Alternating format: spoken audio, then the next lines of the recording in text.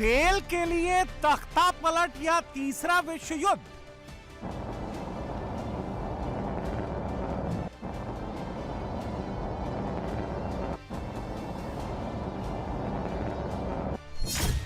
पहली बार 3 परमाणु ताकतें आमने सामने हैं।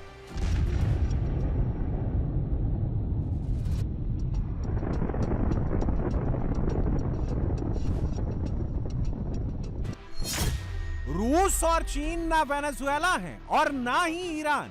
पुतिन और जिनपिंग ना मादुरो जैसे हैं और ना ही खामेनेई जैसे।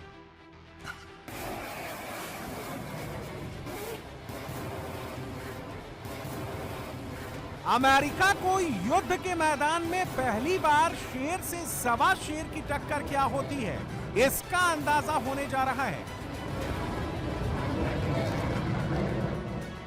वेनेजुएला पर स्ट्राइक के बाद ट्रंप ने उत्तरी अटलांटिक महासागर में रूस के 3 तेल टैंकरों पर ताबड़तोड़ स्ट्राइक कर रूस के खिलाफ सीधे युद्ध का आगाज कर दिया है।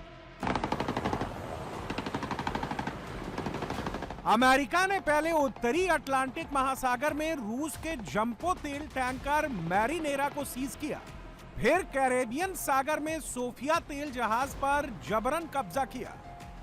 अब सेनेगल के कोस्ट में एक और रूसी जहाज को जब्त कर ट्रंप ने पुतिन को युद्ध में उतरने को मजबूर कर दिया है।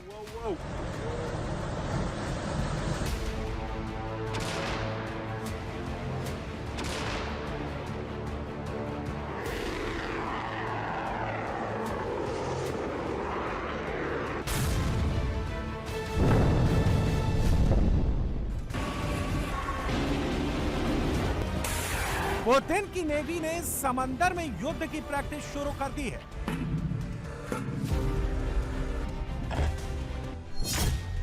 चीन ने अपनी युद्ध machinery ready to fire mode में डाल दी है।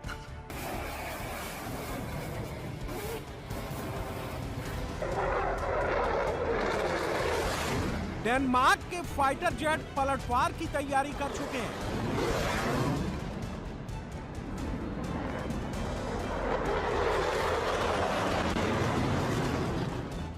समंदर में युद्ध सिर्फ बड़े बड़े जंगी जहाजों से नहीं लड़ा जाएगा। पानी के अंदर गुरिल्ला युद्ध भी होगा, जिसमें रूसी नेवी लाजवाब है।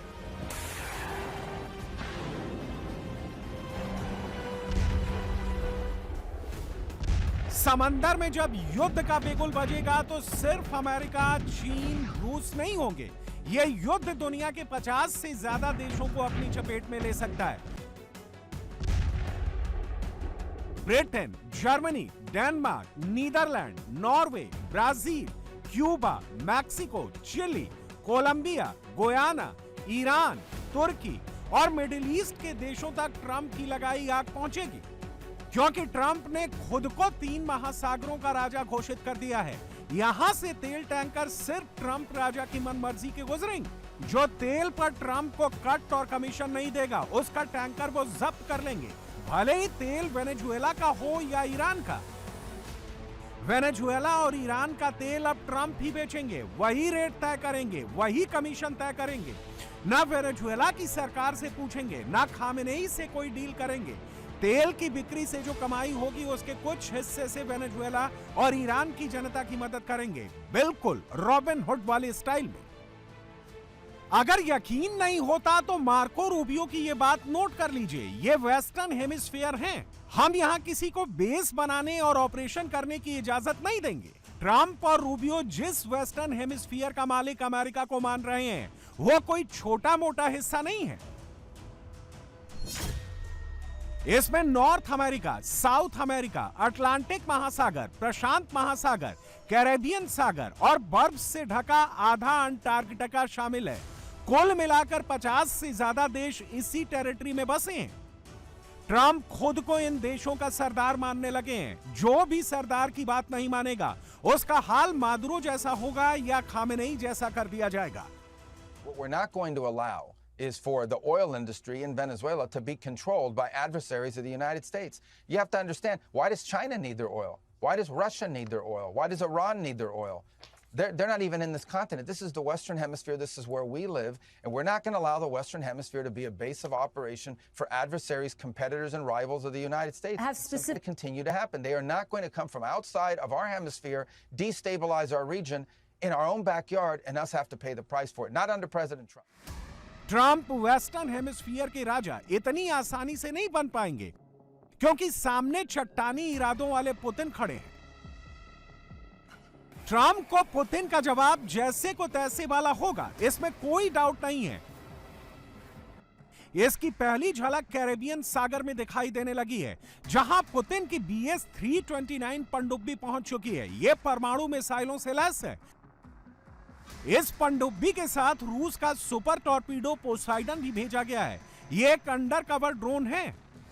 जब समंदर की गहराई से इसे रूसी पनडुब्बी लॉन्च करेगी और पोसाइडन से हमला होगा, तो अमेरिका क्या, कैरेबियन सागर में सब कुछ डूब जाएगा। इसमें 2 मेगाटन से ज्यादा का परमाणु वॉरहेड लगा है। इसके एक धमाके से परमाणु सुनामी पैदा होगी, जो न्यूयॉर्क, फ्लोरिडा, वॉशिंगटन जैसे अमेरिका के बड़े शहरों को डुबो देगी। इसके परमाणु कचरे से ये शहर कई दशक तक रहने लायक नहीं बचेंगे। पुतिन का पोसाइडन ड्रोन हफ्तों तक समंदर के नीचे 1000 मीटर गहराई में छुपा रह सकता है। 200 किलोमीटर प्रति घंटा की रफ्तार से टारगेट पर अटैक कर सकता है।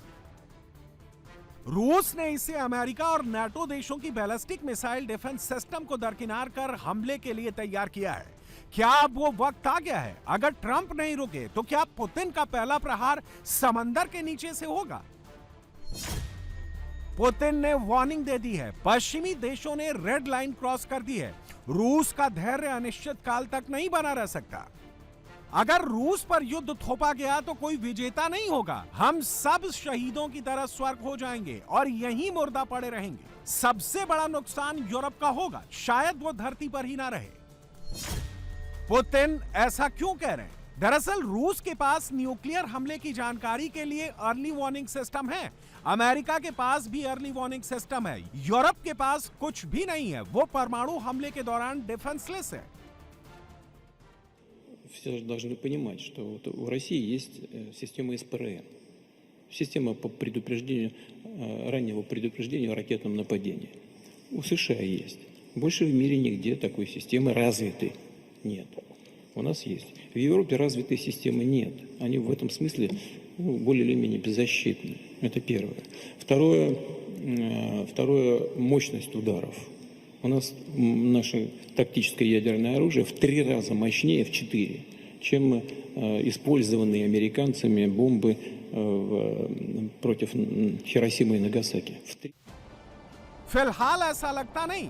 तेल टैंकरों की लड़ाई परमाणु युद्ध तक चली जाएगी। ट्रंप ने उत्तरी अटलांटिक महासागर और कैरेबियन सागर में जो किया है,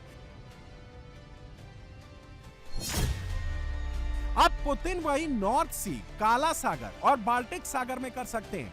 यहां ब्रिटेन, फ्रांस, अमेरिका और तुर्की के तेल टैंकर का आना जाना रोक सकते हैं। अब देखना यह है कि वाकई ट्रंप के एक्शन का बदला होगा या दोनों के बीच कोई सेटिंग बन चुकी है। ट्रंप वेस्टर्न हेमिस्फीयर के तेल का कारोबार संभालें और पुतिन ईस्टर्न हेमिस्फीयर के तेल को कंट्रोल करें। अगर ट्रंप पुतिन के बीच अंडरस्टैंडिंग बन गई तो चीन का क्या होगा? क्योंकि समंदर में टैंकर जब्त करने की शुरुआत ट्रंप ने चीन से ही की थी। वेनेजुएला से तेल लाने वाली चीनी कंपनियों के 4 टैंकर अमेरिका ने जब्त कर तेल के लिए युद्ध का आगाज किया था। लिहाजा चीन हर हाल में ट्रंप को रोकने की कोशिश करेगा, वरना बिना तेल के उसका काम धंधा ठप पड़ सकता है। वेनेजुएला, ईरान और रूस के तेल का सबसे बड़ा खरीदार चीन है। चीन ने 2024 में 553.4 मिलियन मीट्रिक टन तेल खरीदा। 2025 में चीन 12.38 मिलियन बैरल तेल पर डे खरीद रहा है। चीन ने 2007 से अब तक $60 अरब का निवेश वेनेजुएला में किया है। अब भी $15 अरब चीन का बकाया है। इसी के बदले चीन को सस्ता तेल मिल रहा है। ईरान में 2023 तक चीन करीब $3.9 अरब खर्च कर चुका है। वेनेजुएला के बाद अगर ईरान के तेल भंडारों पर ट्रंप ने कब्जा कर लिया तो चीन के लाखों डॉलर का निवेश डूब जाएगा। चीन की इंडस्ट्री के लिए भी बहुत बड़ा झटका साबित होगा, जो ट्रंप का असली मकसद है। वेनेजुएला के खिलाफ अमेरिका का कोई भी अभियान वैश्विक आपूर्ति श्रृंखला के लिए खतरा है। वेनेजुएला एक संप्रभु राज्य है जिसे अपने प्राकृतिक संसाधनों और सभी आर्थिक गतिविधियों पर पूर्ण और स्थायी संप्रभुता प्राप्त है। जिनपिंग ने पहली बार सीधे सीधे ट्रंप को ललकारा है। अमेरिका अगर युद्ध चाहता है तो युद्ध ही सही। चीन को अगर ट्रंप खत्म करने की सोच रहे हैं तो वो भी खत्म हो जाएंगे। चीन पहला प्रहार नहीं करेगा। अगर अमेरिका ने या नाटो ने पहला प्रहार किया तो दूसरे प्रहार का मौका चीन नहीं देगा। इसी धमकी के साथ चीन ने युद्ध की तैयारियां बहुत तेज कर दी हैं। जल, थल, नभ में चीनी सैनिक अभ्यास कर रहे हैं। चीन अब की बार तैयारी मल्टी फ्रंट वॉर वाली कर रहा है। अगर डायरेक्ट युद्ध हुआ तो अमेरिका, ताइवान और जापान को आगे कर चीन पर प्रहार कर सकता है। अगर अमेरिका ने युद्ध छेड़ा तो किम जोंग उन भी रूस और चीन के साथ मोर्चा बनाकर मैदान में आने में देर नहीं करेगा।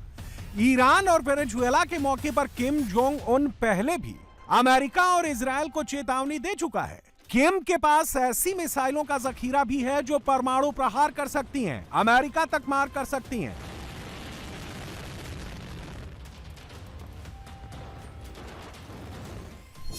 रूस के पास सबसे ज्यादा 5,580 परमाणु हथियार हैं। अमेरिका के पास 8,177 परमाणु हथियार हैं। चीन के पास 600 परमाणु हथियार हैं।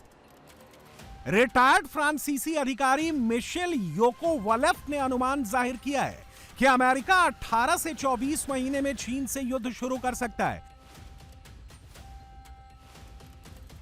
उससे पहले अमेरिका ग्रीनलैंड पर कब्जा कर रूस, चीन दोनों को बड़ा झटका देना चाहता है। ग्रीनलैंड पर कब्जा कर वो रूस की नेवी फ्लीट और पनडुब्बियों को अटलांटिक महासागर में पहुंचने से रोक सकता है। रेयर अर्थ मेटल पर चीन की मोनोपोली को खत्म कर सकता है। ट्रंप का यह गेम उल्टा भी पड़ सकता है। यूरोप में उसे विरोध झेलना पड़ेगा और रूस चीन की ज्वाइंट फोर्स से टक्कर लेनी पड़ेगी।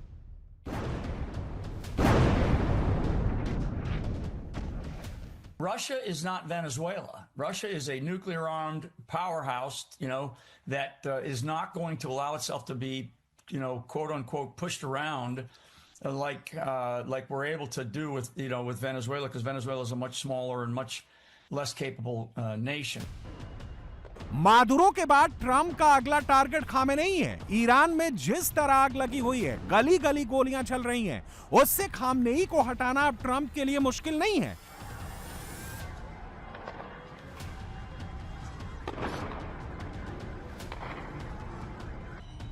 तेहरान से शुरू हुआ सत्ता विरोधी आंदोलन अब 150 शहरों तक फैल चुका है। ईरान के 31 प्रांतों में ऐसा कोई प्रांत नहीं है जहां खामेनेई के खिलाफ लोग सड़कों पर नारेबाजी ना कर रहे हों।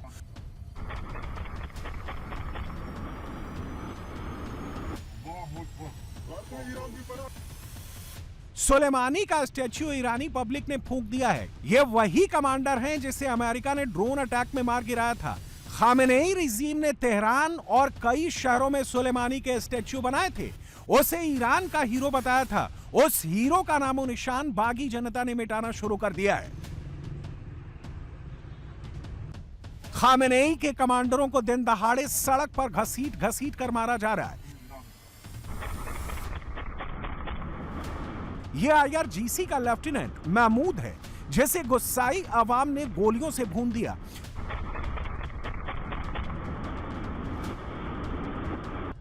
ईरान के कराच शहर में चारों तरफ आग लगी हुई है। इस्लामिक रिजीम से जुड़े दफ्तरों और आवासों को जनता फूंक रही है। खामेनेई की फोर्स उन्हें कंट्रोल करने के लिए गोलियां चला रही हैं।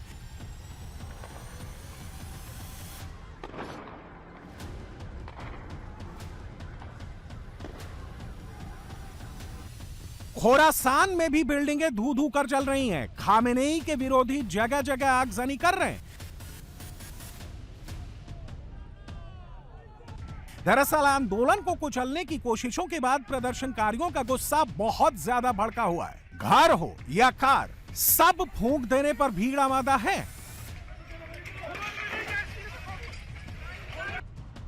इस्लामिक सत्ता के गढ़ रहे प्रांतों में भी अब आंदोलनकारियों की आंधी चल रही है। इलम और बुशर में हालात बेकाबू हो चुके हैं। खामेनेई पुलिस फोर्स के दम पर आखिरी कोशिश कर रहे हैं।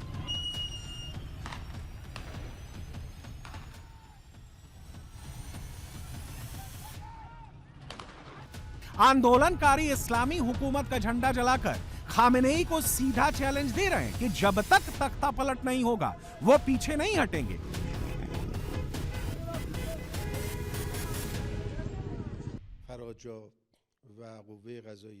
हम दंगाइयों के प्रति कोई नरमी नहीं बरतेंगे। दंगाइयों की ओर से कोई माफी या बहाना स्वीकार नहीं किया जाएगा। फराजा ने दंगाइयों से समझदारी और सावधानी के साथ निपटा है। दंगाइयों पर त्वरित और कानूनी मुकदमा चलाना हमारे एजेंडे में है। प्रदर्शन और दंगा अलग अलग चीजें हैं। गृह युद्ध में फंसे ईरान पर आखिरी हथौड़ा मारने के लिए इजरायल जल्द हमला कर सकता है। मिडिल ईस्ट में एक और बड़े युद्ध का खतरा दिनों दिन बढ़ता जा रहा है।